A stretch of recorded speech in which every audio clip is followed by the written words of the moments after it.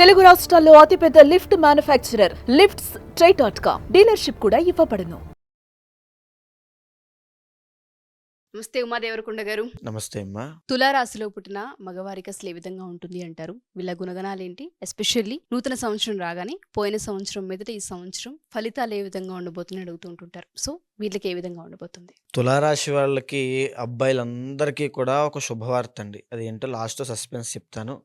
ఎందుకంటే పాపం వాళ్ళు ఇప్పటిదాకా కష్టపడి పడి పడి ఒంటరి పోరాటం చేసి గుర్తింపు లేక ఒక సక్సెస్ లేక డబ్బులు నిలబడక ఎన్నో కష్టాలు పడ్డారు.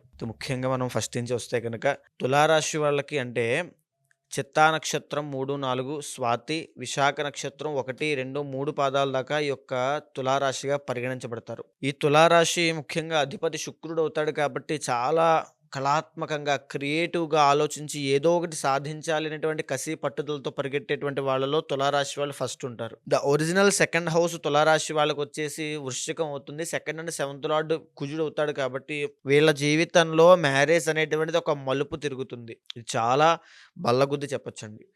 మ్యారేజ్ ముందు, మ్యారేజ్ తరువాత, బిఫోర్ అండ్ ఆఫ్టర్లా వీళ్ళ యొక్క జీవితాలు అనేటువంటి తులారాశి వాళ్ళకు ఉంటాయి. తరువాత వీళ్ళ చదువుకునేటువంటి విద్య విషయంలో ఆటంకాలు వచ్చేటువంటి అవకాశాలు ఉంటాయి. ఎందుకంటే వీళ్ళు జనరల్గా ప్రపంచాన్ని రీడ్ చేయాలి, ప్రపంచంలో ఉండేటువంటి మనుషుల యొక్క మనోభావాలు తెలుసుకుని మనం బ్రతకాలి, ఓన్లీ పుస్తకాల్లో ఉండేటువంటి జ్ఞానం మాత్రమే కాదు అనేటువంటి ఆలోచన విధానంతో ఆ వైఖరితో ముందుకు వెళ్తూ ఉంటారు. సో ఇక్కడ సెవెంత్ లార్డ్ ఎప్పుడైతే కుజుడు అవుతాడో ఒకవేళ కనుక వీళ్ళకి ఇంటర్నల్ జాతకంలో కుజుడు కనుక బాగున్నాడు అనుకోండి, వచ్చేటువంటి అమ్మాయి వల్ల విపరీతమైన డబ్బు ఫైనాన్షియల్గా కలిసి వస్తుంది, మెంటల్ సపోర్ట్ ఉంటుంది, అన్ని విధాలుగా అమ్మాయి దగ్గర నుంచి అన్ని ప్లస్ అవుతాయండి. తులారాశి వాళ్ళకి అదృష్టం అని చెప్పాలి. పైగా ఇంకొకటి ఏమిటంటే లవ్ మ్యారేజ్ చేసుకోవడానికి ఎక్కువ అవకాశాలు ఉంటాయి తులారాశి వాళ్ళకి. సో లవ్ ప్రాబ్లంతో ఎవరు ఫేస్ చేస్తున్నా జనరల్గానే మీకు లవ్ అనేది ఫేవరబుల్గా ఉంటుంది. కానీ మీ ఇంటర్నల్ జాతకంలో ఏదైనా దోషం ఉన్నప్పుడు ఖచ్చితంగా దానికి సంబంధించిన ఇబ్బందులు ఈ రకంగా ఫేస్ చేస్తారు. కాబట్టి ఇంటర్నల్ జాతకంలో ఆ యోగం చూపించుకోండి. అయితే ఇక థర్డ్ అండ్ సిక్స్త్ లార్డ్ గురుడు అవుతాడు. ఈ యొక్క తులారాశి వాళ్ళకి బాగా గుర్తుపెట్టుకోండి ఉషా గారు, మిడ్ ఏజ్ దాటిన తర్వాత అంటే 40, 45, 50 ఆ ఏజ్ దాటిన తరువాత నుంచి హార్ట్ ప్రాబ్లమ్స్ వస్తాయి. ఖచ్చితంగా కొలెస్ట్రాల్ సంబంధించిన ఇబ్బందులు వస్తాయి, ఫ్యాటీ లివర్ సంబంధించి ఇబ్బంది పడతారు, డయాబెటీస్ వల్ల ఇబ్బంది పడతారు, కిడ్నీలో స్టోన్స్ వల్ల ఇబ్బంది పడతారు, గాల్ బ్లాడర్ స్టోన్స్ వల్ల ఇబ్బంది పడతారు, యూరినరీ ట్రాక్ ఇన్ఫెక్షన్స్ వస్తాయి. ఇవన్నీ కూడా మిడ్ ఏజ్ దాటిన తర్వాత వచ్చే అవకాశాలు చాలా ఎక్కువ ఉంటాయి. వీళ్ళు కౌమార దశలో అంటే ఇంచుమించుగా చెప్పాలంటే ఒక టీనేజ్ దాటిన తర్వాత ఈ లోపులో ఒక అమ్మాయి వల్ల చాలా ఇబ్బంది పడేటువంటి అవకాశాలు చాలా ఎక్కువ శాతం ఉంటాయి. సో చాలా జాగ్రత్తగా ఉండాలి. ఆడవాళ్ళ వల్ల ఇబ్బంది పడేటువంటి యోగం ఉంటుంది, ఖచ్చితంగా జాగ్రత్తగా ఉండాలి. అదేవిధంగా వీళ్ళకి విదేశీ యోగము చాలా అద్భుతంగా వర్తిస్తుందండి. విదేశాలకు వెళ్ళాలి అనేటువంటి ప్రయత్నం వీళ్ళు చేసినంత మాత్రం చేత వెంటనే వెళ్ళిపోతారు. అంటే ఇంటర్నల్ జాతకంలో కూడా యోగం ఖచ్చితంగా ఉండాల్సి వస్తుంది. కానీ డిఫాల్ట్గా తులారాశి వాళ్ళకి ఖచ్చితంగా ఆ యోగం అనేటువంటిది ఉంటుంది. అదేవిధంగా ద ఒరిజినల్ సెవెంత్ హౌస్ తులారాశి కాబట్టి తులారాశి వాళ్ళు చాలా అదృష్టవంతులు అని చెప్పాలి. పైగా కోరికలు ఎక్కువ ఉంటాయి, ఫ్యాంటసీస్ ఎక్కువ ఉంటాయి, ఎక్స్పెక్టేషన్స్ ఎక్కువ ఉంటాయి. నేను అలా బ్రతకాలి, ఇలా బ్రతకాలి, నేను ఆ స్థాయిలో ఉండాలి, వచ్చే సంవత్సరం మార్చి కల్లా నేను బెంజ్ కార్లు తిరగాలి, లేకపోతే నేను ఒక 10 కోట్లు సంపాదించాలి, నేను బిజినెస్లో మంచి సక్సెస్ అవ్వాలి అనేటువంటి ఆలోచనలు వీళ్ళకు ఉంటాయి. జనరల్గానే వాళ్ళకి ఇలాంటి ఆలోచనలు లేవు, నాకు అలాంటివి ఏమీ లేవు, నేను సాధారణంగానే ఉన్నాను అని అంటే జాతకంలో ఏదో కీలకమైనటువంటి దోషం ఉంది అని అర్థం అండి, కాలసర్ప దోషం. అలా ఆ దోషం ఎప్పుడైతే ఎఫెక్ట్ అవుతూ ఉంటుందో తులారాశి వాళ్ళకి సాధించాలి, ఫస్ట్ ఆఫ్ ఆల్ నేను చెప్పాను ఏదైనా సాధించాలని జీల్తో పరిగెట్టేవాళ్ళు తులారాశి వాళ్ళని, ఆ జీల్ అనేటువంటిది మిస్ అవుతారు, ఆ ప్రెజెన్స్ అనేటువంటిది ఉండదు ఈ తులారాశి వాళ్ళకి. ఇకపోతే దశమ స్థానము తులారాశి వాళ్ళకి చంద్రుడు అవుతాడు కాబట్టి జనరల్గానే సర్వీస్ సెక్టార్లో వీళ్ళు రాణించగలిగే అవకాశాలు ఎక్కువ ఉంటాయి.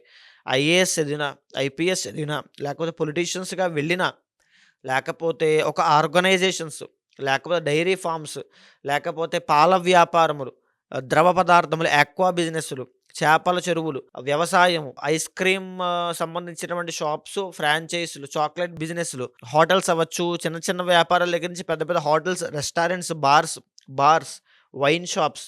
బాగా గుర్తుపెట్టుకోండి, తులారాశి వాళ్ళకి చాలా అద్భుతంగా రాణిస్తాయి. షాపింగ్ మాల్స్, పెద్ద పెద్ద కాంప్లెక్స్లు, పెద్ద పెద్ద ఈ బార్స్ అండి.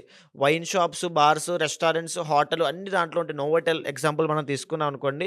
అలాంటి పెద్ద పెద్దవి వీళ్ళు కనుక చేయగలిగితే చాలా అద్భుతంగా రాణించగలుగుతారు.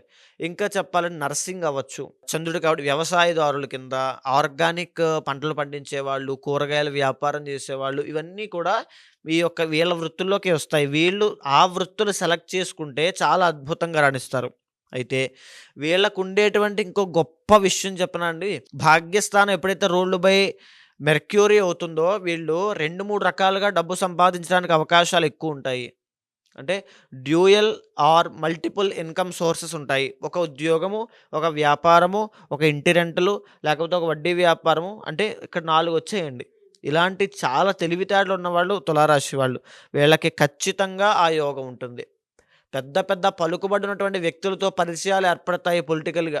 ఆ రాజకీయ నాయకులతో, లేకపోతే పెద్దవాళ్ళతో, పరపతి ఉన్న వాళ్ళతో, పేరున్న వాళ్ళతో వాళ్ళ యొక్క పరిచయాల వల్ల, వాళ్ళ యొక్క సహకారం వల్ల జీవితంలో చాలా లబ్ధి పొందుతారు. ఒక కాంట్రాక్ట్‌లు అవ్వచ్చు, ఆర్థికమైనటువంటి సపోర్ట్ అవ్వచ్చు, మాట సహాయం అవ్వచ్చు, చాలా లబ్ధి పొందుతారు. వీళ్ళకి ఒక బ్యాక్ ఎండ్ సపోర్ట్ ఉంది అనంటే అది వెనకాల ఉండేటువంటి పై పై పెద్దవాళ్ళు అని చెప్పొచ్చండి.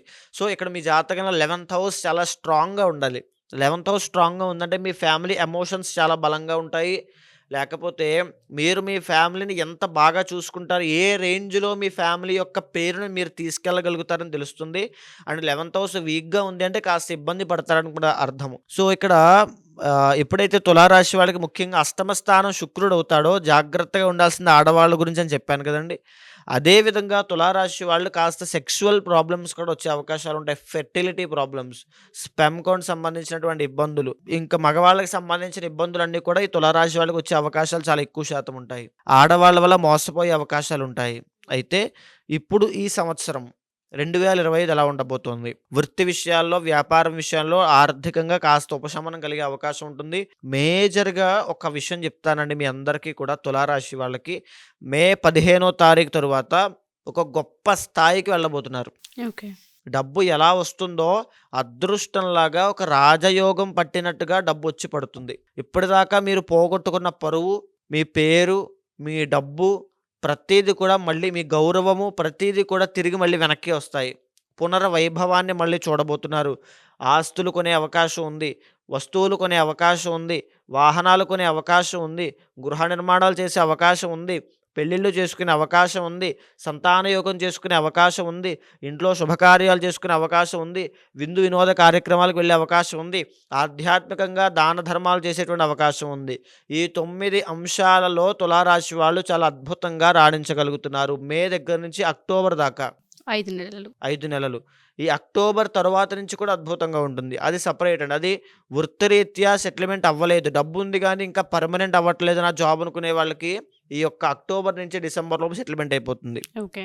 అయితే ఎప్పుడైతే ఈ 2025 మే తరువాత నుంచి వీళ్ళకి ఆ రాజయోగం పట్టబోతోందో ఇంటర్నల్ జాతకంలో కూడా అతి బలాలు చూసుకోవాలి. అంటే పాజిటివ్, నెగెటివ్స్ కూడా చూసుకోవాలి. ప్రోస్ అండ్ కాన్స్ కూడా. ఖచ్చితంగా వాళ్ళకి ఇంటర్నల్ జాతకంలో బలం లేదు అనుకోండి, ఇప్పుడు పట్టేటువంటి రాజయోగం అంత ఎఫెక్టివ్‌గా పనిచేయకపోవచ్చు. మేబీ వాళ్ళు ఒక రూ. 10 సంపాదించేది రూపాయితోనే ఆగిపోవచ్చు. వాళ్ళ అప్పులు అంతలా తీరకపోవచ్చు. వాళ్ళు ఎప్పటిలాగే ఇంట్లో ఫోన్ చూసుకుంటూ అలాగే ఉండిపోవచ్చు. సో, వాళ్ళకి ఆ మార్పులు రావాలి అంటే ఇంటర్నల్ జాతకంలో ఉండేటువంటి రాజయోగాల్ని యాక్టివేట్ చేయాలి.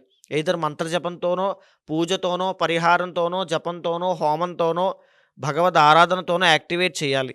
సో, అలా యాక్టివేట్ చేయాలంటే ఇంటర్నల్ జాతకంలో ఏ దశ అంతర్దశలు నడుస్తున్నాయో చూసి గమనించి ఆ తర్వాత దానికి తగిన పరిహారం ఆచరిస్తే 2025 మొత్తం కూడా వృషభ రాశి తర్వాత అత్యధికంగా అత్యున్నత శిఖరానికి వెళ్ళేటువంటి స్థాయి తులారాశికి మాత్రమే ఉంది. సో, మే నుంచి అక్టోబర్ వరకు చాలా బాగుందని చెప్పొచ్చు. అన్ని విషయాల్లోనూ వీళ్ళకి కలిసొచ్చే అంశాలు చాలా ఎక్కువగా ఉన్నాయి. సో, అంతర్గత జాతకాన్ని బట్టి వీళ్ళకు ఏ దోషాలున్నాయి, ఏ కలయికల వల్ల కలిసొచ్చే అంశాలున్నాయని మనం డీటెయిలింగ్‌గా చెప్పొచ్చు అంటారు.